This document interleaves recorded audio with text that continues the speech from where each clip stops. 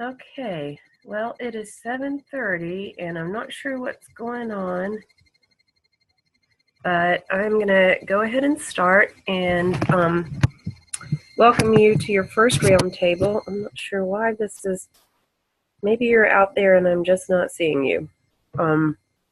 So let me show you the agenda of what I would like to talk about tonight, or like for us to discuss. And this is mostly because these are questions I've received, or things that I think are really important to consider as you start your MELS journey with us at Gardner Webb.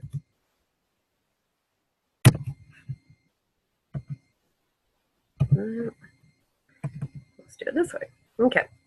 So what I want to start with,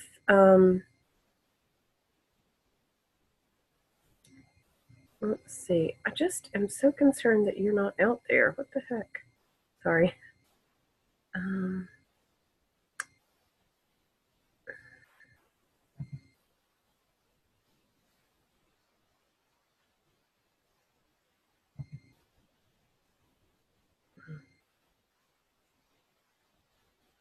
Okay.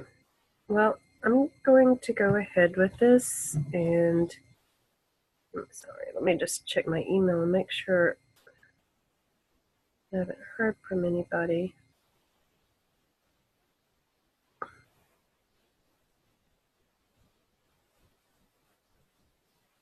Okay. All right. Well, let's talk a little bit about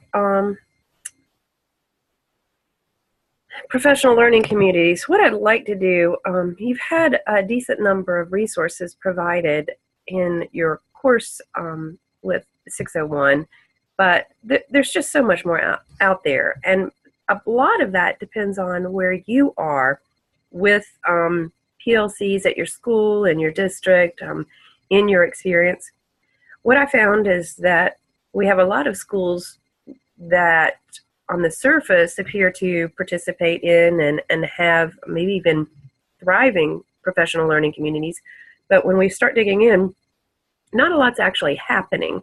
So one of the things I want you to think about with your professional learning community that you are creating, and this creation is important because I know it's difficult when it seems as if it's one more thing that's going on that you're having to deal with, but it's really important that you think about what does it take to develop and initiate and be purposeful about creating a professional learning community. So even though that's a hard sell sometimes with folks in your building who are incredibly busy already, it really makes a huge difference if you can start this professional learning community and be purposeful and clear about why you selected the folks you did. So that's really a lot of what happens in task one. Who are the people you want to be in your professional learning community, and then some research on what an effective PLC is.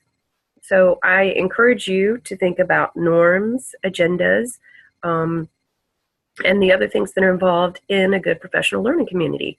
For a long time, we looked at data teams, and that seemed like a great idea. We were making sure everyone understood how to dig in with data. The problem was I ended up having to go in and do a lot of basically cleanup with schools because they were spending an entire good chunk of time analyzing data, but never getting to the so what, never getting to the then what. So as you proceed through this artifact, I really want you to think about what data is available, what data is missing, what do we need, is there a way to find and or accumulate that data, and then the so what is really what you're getting to by the end of this artifact with the action plan. And what does it matter for students? What are the expected outcomes? What do we want them to know and be able to do? How are we going to know if they know it? And what are we going to do if they don't get it? So I really want you to think about that in terms of the, if you'll see on the agenda here with PLCs, what is that data? How do we accumulate it? Where do we get it? What's available? What's not? What do we need to spend a little more time on? And then once we've identified that area of need, what are the best practices involved in making that happen, and how do we get there? So there's so much out there with professional learning communities, but you may figure out, your school, your group. If you're in a situation where you really feel like effective PLCs are happening now, then that's great. You can skip some of that preliminary stuff. But if you feel like it just doesn't feel right, that there's a lot of hype for something that doesn't seem to be effective at your school, then I really encourage you to ask around, seek advice or ideas or comments from your peers in 601, and see if you can really dig into why this is such a big deal. Because when it's done right, it's amazing. It's amazing what we can do for students and student learning. So let me know if you would like some more information or support, and I can get you additional resources and kind of talk you through that a little bit. Your chapter readings. One of the things that's going to be really important is that you relate your chapter readings to real life, and that you put them in your artifact. So that's going to be really important. Okay. So that's going to be a really important thing. You have, I think this was for last week, a chapter on decision making and the process of decision making. What decisions do we even consider? How do we differentiate and delegate and delineate? And there's that great analogy that those of us who've been in education for more than a couple of years always remember about beating the dead horse. And definitely something to think about. There's a lot of cynicism because of our good intentions, but are continuing to go back to what has happened over and over again. So think about that chapter, and not just that particular chapter, but all of the readings you do and all of the work you do this semester in 601, and then in the next two courses. Really think about yourself as, at the very least, start thinking of yourself as a teacher leader. What does this look like beyond my own classroom? What does this look like with my department, or with my grade level, or in my school, or in multiple schools across my district? And really start looking at all of the opportunities and things that you do within your coursework, and then the opportunities and things you do within, I'm so sorry. You cannot will a dog to stop barking, apparently. All of the things you do with your internship that relate to this idea of leadership and where you need to grow.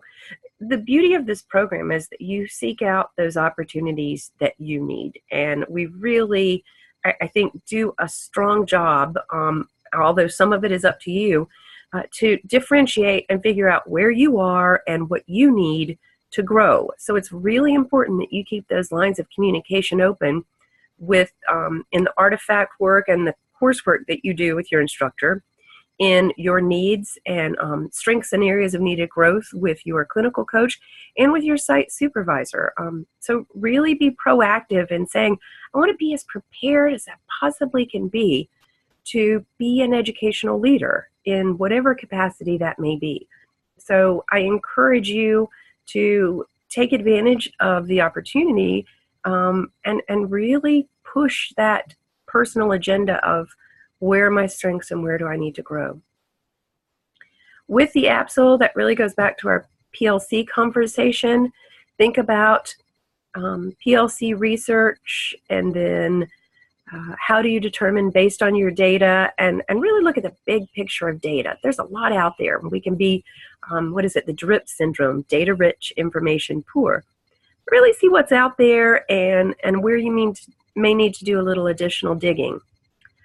I really encourage you to think about how you present that data and those findings to your newly developed PLC, and then from there, how you determine where your where you're going to concentrate for your work on improving student learning.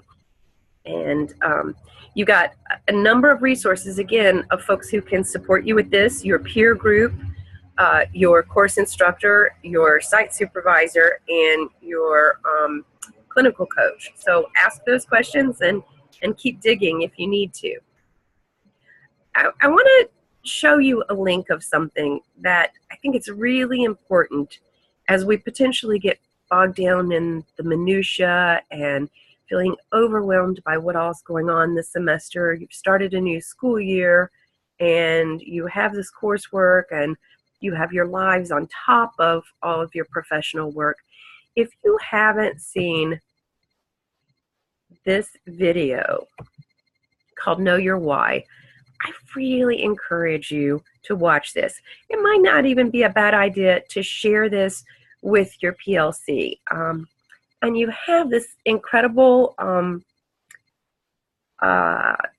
opportunity, and I will send this out to the 3 instructors, this PowerPoint of these 3 items, so that you will have this hyperlink to the video. It's on YouTube, and it's a comedian who does this incredible job, and he's talking with a music teacher, and I think it just speaks volumes about, as we're looking at the things you do in your courses, whether it's developing a PLC and really thinking about how do I improve student learning, to thinking about decision making, to what data is important and how do I dig through and sort through the weeds to really think about what's going to make a difference here at my school and the school where I may be leading one day.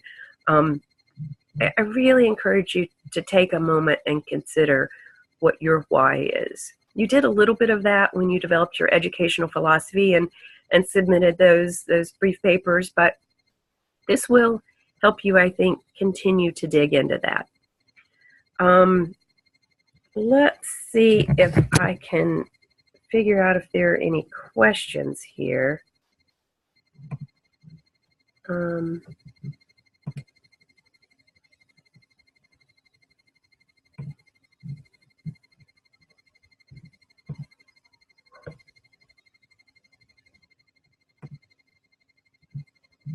Let's see. Can you see and hear me?